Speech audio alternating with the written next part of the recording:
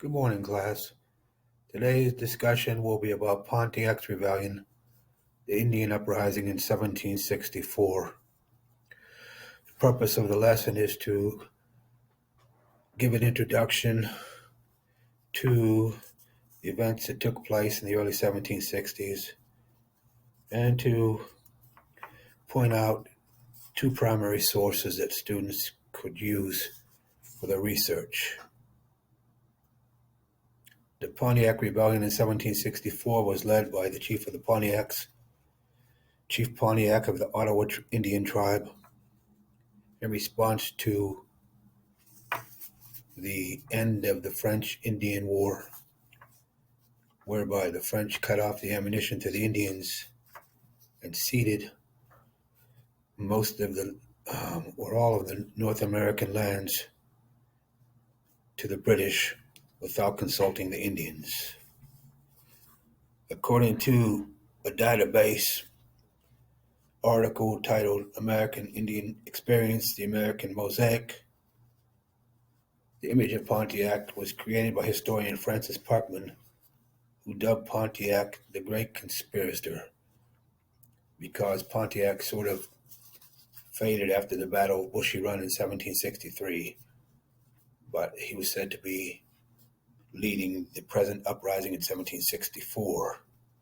Again, those grievances were in 1760, the British and the French cut off all the weapons to the Indians. France ceded the North American holdings to Britain, and the Indians feared more settlements. As raids continued, September 7th, 1764, the treaty at Fort Detroit forced the Indians to recognize the King of England and reassured the Treaty of Easton, which was broken by the settlers who kept pushing westward. The last Indians were captured at Muskingum River in 1774. And in July 1776, the Pontiac Treaty with British Sir William Johnson pretty much settled the conflict. It was estimated that 2,000 civilians were killed and 400 soldiers. The second source I looked at, which students could use, is America's Historical Imprints Database, an historical account of the expedition against the Ohio Indians, written in 1765 by William J. Smith. It lists the day-to-day activities, an account of Colonel Bouquet's arrival at Fort Pitt and his fight against the Indians. It includes Indian transactions, return of prisoners, peace offerings, the Battle of Bushy Run, frontier settlements, a list of Indian nations, and towns, distances, and routes involved in the battles.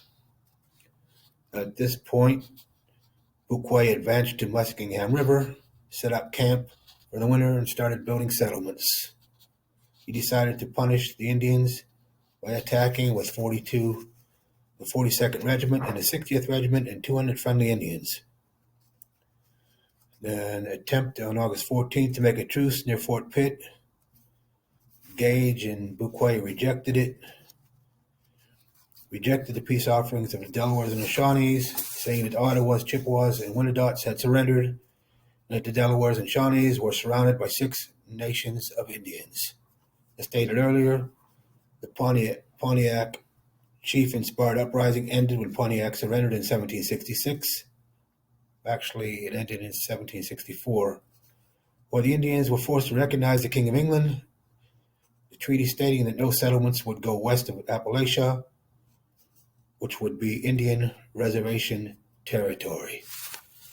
And for years after, the skirmishes went on as the settlers continued to move westward, and finally, in 1776, it came to an end.